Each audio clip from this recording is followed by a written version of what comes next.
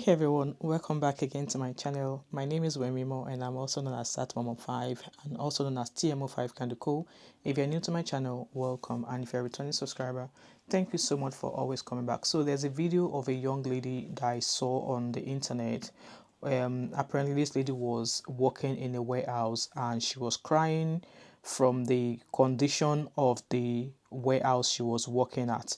So she looked quite young, and looking at her in the video, she definitely does not look comfortable or happy working in that environment. So let's listen to what she has to say together, okay? And I'm going to pop the video here so we can watch it together, okay?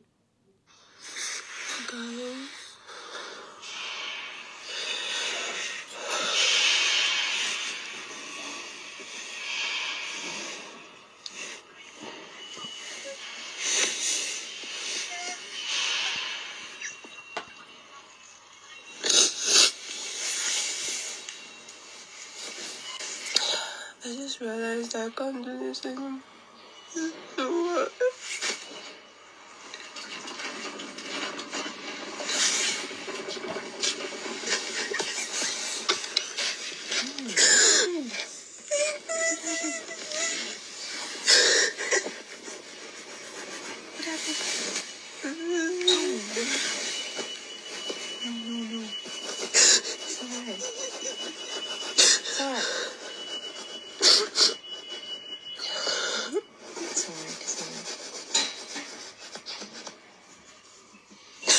Okay.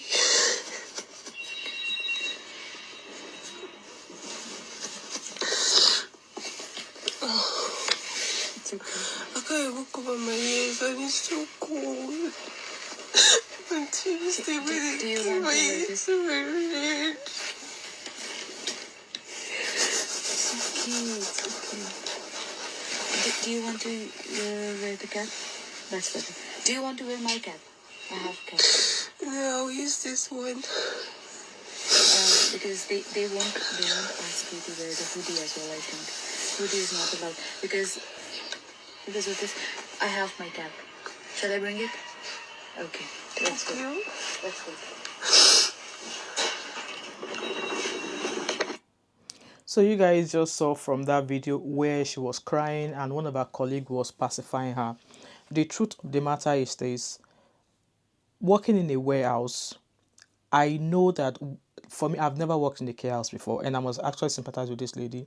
I've never worked in a warehouse before. Then, when I was newly in the UK, the people I know who work in warehouses are people who don't have the permit, who does not have the permit to work in the UK, who does not have the right to work in the UK. Because if you work in the warehouse will give you longer hours, and it's always at a lesser rate of wage, anyways. So now back to her working. I don't want to believe that's a situation, because when I went under the comment of that video, my comment was, why work in a warehouse? I understand that some people, when they leave Nigeria, they are living Nigeria with high expectations of when they get into the UK, they'll be able to find a job of their choice. But bruh, sis, that's not going to happen. You might have a PhD, you might have a doctorate degree, you might have a BSc, whatever, and you think that if you come into the UK, whatever time you come into the UK, that you're going to be able to find a graduate job. Out of 100% of those who came in here with some sort of qualification or skills, I will tell you that maybe it's just 5% of them that were able to get a job based on their qualifications. The remaining 95% have to try either do some sort of care job, retail work, or some sort of jobs. And that's all right, because at the end of the day, you coming all the way from Nigeria and you've never worked in the UK before, it's not about your qualification, it's about your work experience, it's about your skills, your work experience. That's all matters. So at times I always say to people that when you arrive in the UK, you might not find the kind of job you're looking for. So it's all right for you to take on any job you find, at least to help you float for the first 6 months, for the first 2 years. And I'm sure I said in my previous video where I share about the things I've learned in the UK, that it will take you at least 2 years, a whole 2 years, for you to be able to settle and know that yes, maybe you already found a job you want, you have your own accommodation, like you're starting to gain grounds.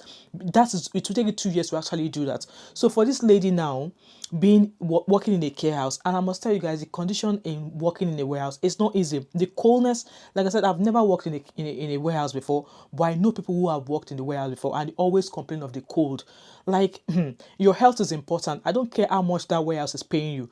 I don't care if they give you longer hours or not. I don't see any reason why you want to subject yourself to that kind of working temperature. I don't think so. You guys could hear there that she has her hair muff there. She can't even put it on because her head is even cold. She's only covering the hair. So her colleague is offering her maybe to wear her own hat and stuff. So what I'm trying to say in essence is this.